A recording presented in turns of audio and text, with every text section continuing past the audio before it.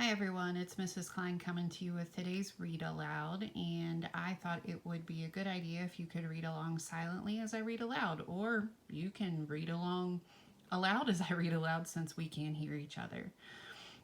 Just to remember, or excuse me, just a reminder that we are picking up with Dear Mr. Henshaw, that is written by Beverly Cleary, illustrated by Paul O. Zielinski, and the publisher is Scholastic. So we are starting on page 45, and you'll see here an illustration from the reading from yesterday. It is when Lee received his Christmas present from his dad. So Wednesday, January 3rd. Dear Mr. Pretend Henshaw, I got behind in my diary during Christmas vacation because I had a lot of things to do, such as go to the dentist for a checkup, get some new shoes, and do a lot of things that don't get done during school.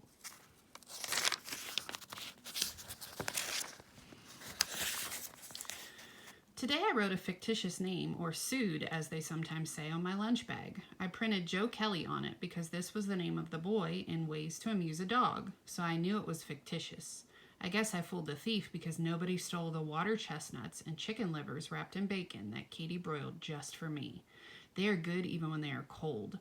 I hope the thief drooled when he watched me eat them. Monday, January 8th.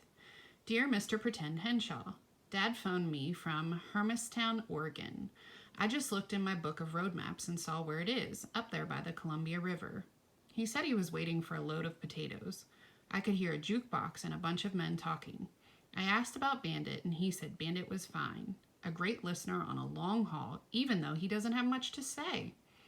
I asked Dad if I could ride with him sometime next summer when school is out, and he said he'd see. I hate answers like that. Anyway, he said he was sending the support check and he was sorry he forgot and he hoped I liked the jacket. I sure wish Dad lived with us again, but he said he would phone in about a week and to keep my nose clean. He had to go to make sure the potatoes were loaded so they wouldn't shift going around curves. This has been a good day. My lunch was safe again. Mr. Fridley is so funny. Lots of kids are having their teeth straightened, so when they eat lunch, they take out their retainers and wrap them in paper napkins while they eat because nobody wants to look at a spitty retainer. Sometimes they forget and throw the napkin with the retainer into the garbage.